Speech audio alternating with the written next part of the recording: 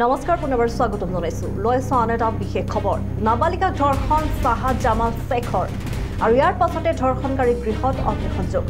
শাহজামাল শেখ নামৰ এজন যুৱকে এটা ধৰ্ষণকাৰীয়ে আচলতে ধৰ্ষণ কৰিছিল এগৰাকী নাবালিকাক ইয়াৰ পাছতে সেই নাবালিকাগৰাকী অন্তঃসত্ত্বা হৈছিল আৰু ইয়াৰ পাছত খঙত অগ্নিশৰ্মাৰ ৰাইজে অগ্নিসংযোগ কৰিছে ধৰ্ষণকাৰী বাসগৃহত আমি সবিশেষ জনাই যাম আমাৰ হাতত নাবালিকা ধৰ্ষণ শাহজামাল শেখ নামৰ এটা লম্পটৰ ধৰ্ষণৰ পিছতে অন্তঃসত্ত্বা নাবালিকাগৰাকী উত্তেজিত ৰাইজে জ্বলাই দিলে ধৰ্ষণকাৰীৰ বাসগৃহ আমি জনাই আছোঁ এক গুৰুত্বপূৰ্ণ খবৰ আমাৰ হাতত নাবালিকা ধৰ্ষণ শাহজামাল শেখ নামৰ এটা ধৰ্ষণকাৰীৰ আৰু ধৰ্ষণৰ পিছতে অন্তঃসত্ত্বা হৈছিল নাবালিকাগৰাকী এই কথা পোহৰলৈ আহিছিল কেইদিনমানৰ পিছতে আৰু উত্তেজিত ৰাইজে ইয়াৰ পাছতে শেহতীয়াকৈ জ্বলাই দিছে সেই ধৰ্ষণকাৰীটোৰ বাসগৃহ আমাৰ হাতৰ নাটাবাৰী ধৰ্ষণকাণ্ড সংঘটিত কৰা অভিযুক্তৰ ঘৰত অগ্নিসংযোগ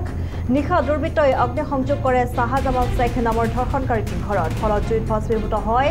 ধৰ্ষণকাৰীটোৰ এটা গৃহৰ কেইবাটাও কোঠালি আৰু ইতিমধ্যে এজাহাৰৰ ভিত্তিত টামৰহাট আৰক্ষীয়ে গ্ৰেপ্তাৰ কৰে ধৰ্ষণকাৰী শাহজামাল শেখক আত্মগোপন কৰাত সহায় কৰাৰ অভিযোগত গ্ৰেপ্তাৰ কৰে চাহেৰ আলী আৰু আমিনুৰ ৰহমান নামৰ আন দুজনক নিশা দুৰ্বৃত্তই অগ্নিসংযোগ কৰে ধৰ্ষণকাৰী শাহজামালৰ ঘৰত লগে লগে ঘটনাস্থলীত উপস্থিত হয় টামৰহাট আৰক্ষী অগ্নি নিৰ্বাপক বাহিনীৰ দল উপস্থিত হোৱা পৰিলক্ষিত হয় আৰু জুই নুমাবলৈ সক্ষম হয় যদিও উজ্জ্বলি ভস্মীভূত হয় ঘৰৰ সকলো সামগ্ৰী জঘন্য ঘটনাৰ আলম লৈ অপ্ৰীতিকৰ পৰিৱেশৰ সৃষ্টিৰ উদ্দেশ্যেৰে দুৰ্বৃত্তই অগ্নিসংযোগ কৰাৰ সন্দেহ প্ৰকাশ কৰিছে একাংশই আৰু উল্লেখনীয় যে একাংশ হিন্দু লোকৰ তৎপৰতাত ৰক্ষা পৰে শাহজামালৰ বাকী গৃহ আৰু আৰক্ষীয়ে 24 ঘণ্টাৰ ভিতৰত ধৰ্ষণকাৰীক আটক কৰাত আৰক্ষীক ধন্যবাদ দিয়াৰ লগতে অগ্নিসংযোগ কৰাৰ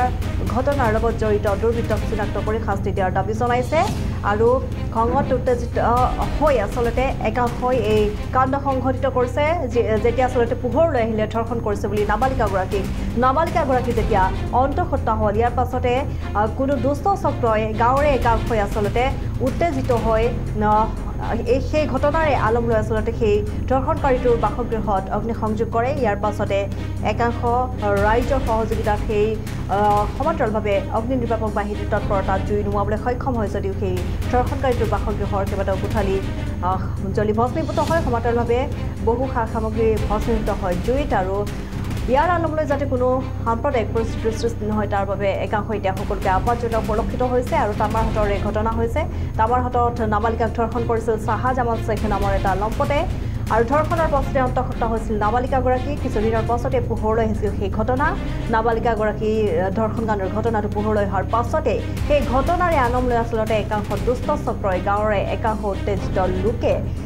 মনে মনে ঘৰত অগ্নিসংযোগ কৰে গোপনে আৰু ইয়াৰ পাছতে একাংশৰ তৎপৰতাত সেই জুই নুমাবলৈ সক্ষম হয় আৰু কোনো যাতে সাম্প্ৰদায়িক পৰিস্থিতিৰ সৃষ্টি নহয় সকলোকে এতিয়া একাংশই আহ্বান জনোৱা পৰিলক্ষিত হৈছে হ'ল যোৱা 5 দিন পূৰ্বে আমি এটা ঘটনা ইয়াত গম পাইছিলোঁ যে টামৰহাট থানাৰ অন্তৰ্গত এজনী নাবালিক ছোৱালীক এজন মুছলমান যুৱকে জবৰদস্তি কৰি তাৰ লগত কুকাৰ্য কৰে তাৰ ফলত সি অন্তঃসত্ত্বা হয় আৰু 5 দিন আগত ছোৱালীজনী অসুস্থ হৈ পৰে অসুস্থ হোৱাৰ পিছত ডক্টৰৰ তাত লৈ যোৱাৰ পিছত ফেমিলিয়ে গম পায় যে সি প্ৰেগনেণ্ট অন্তঃসত্ত্বা তেতিয়া বিষয়টো এই অঞ্চলৰ কিছুমান সচেতন ব্যক্তিক জনোৱা হয় পিছত সচেতন ব্যক্তিৰ লগত গৈ সেই ভুক্তভোগী পৰিয়ালে থানাত এজাহাৰ কৰে আৰু সকলোতকৈ ডাঙৰ বিষয়টো হ'ল টামৰহাট প্ৰশাসনে 24 ঘণ্টাৰ ভিতৰত দোষীক কৰায়ত্ব কৰিছে আৰু ন্যায়ৰ দৃষ্টিত আনিছে এতিয়া কথাটো হ'ল ইমান দিনে এই ফেমিলিৰ ঘৰটো সুৰক্ষিত আছিল কিন্তু দোষী যেতিয়া ধৰা পৰিলে তাৰ পিছত কোনোবা দুৰ্বৃত্ত আহি শাহজামাল শেখৰ ঘৰত আগুন জ্বলাই দিলে জুই জ্বলাই দিলে এতিয়া আমাৰ প্ৰশ্ন হয় যে ইমান দিনে যিখন ঘৰ সুৰক্ষিত হৈ আছিল এই দুৰ্বৃত্তসকল ধৰা পৰাৰ পিছত এই শাহজামাল শেখ ধৰা পৰাৰ পিছত কেনেকৈ এই ঘৰটোত আগুন লাগিব পাৰিলে আমি বিচাৰোঁ যে কোনোবা ব্যক্তি ইয়াত জড়িত হৈ আছে তেওঁলোকে সম্পূৰ্ণ ঘটনাটোক গাপ দিয়াৰ বাবে আৰু এই ইস্যুটোক কনভাৰ্ট কৰাৰ বাবে এনেকুৱা জঘন্য ঘটনা সংঘটিত কৰি গোটেই সমাজক এটা বিশৃংখল পৰিৱেশ কৰাৰ চেষ্টা কৰি আছে আমি আবেদন জনাওঁ যাতে এই ঘটনাটো আজি যিটো ঘটনা হ'ল ঘৰ পুৰাই দিয়া আসামীসকলৰ এইটোৰ উচ্চ পৰ্যায়ৰ তদন্ত হ'ব লাগে। যিটো মানে কালপিতে আমাৰ নাবালিকা এটা ছেলিক ধৰ্ষণ কৰিছিলে, কিন্তু মোৰ এইটো মানে এনেকুৱা অৱস্থা হৈছে, এইটো একচুৱেলি ঘটনাটো মেইন যিটো মানে পুলিচে যিটো কাম কৰি আছে, পুলিচে ভাল কাম কৰি আছে, অপৰাধীক ধৰিছে আইনতভাৱে, তাক যাতে যিটো পানিছমেণ্ট হয় পানিছমেণ্ট দিয়ে। আমি পুলিচৰ এই কামত আমি সন্তুষ্ট।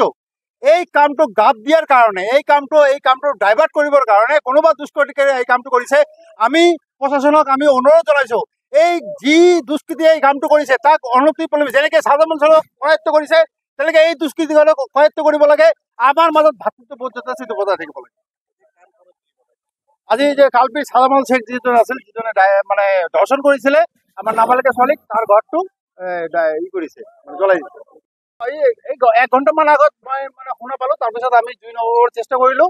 জুই নমাত আমি ব্যৰ্থ হৈছোঁ। এই অলৰেডি ফায়াৰ ব্ৰিগেড আহিছে। এতিয়া আমি হয়তো বা মোটামুটি চবেই জ্বলিছে।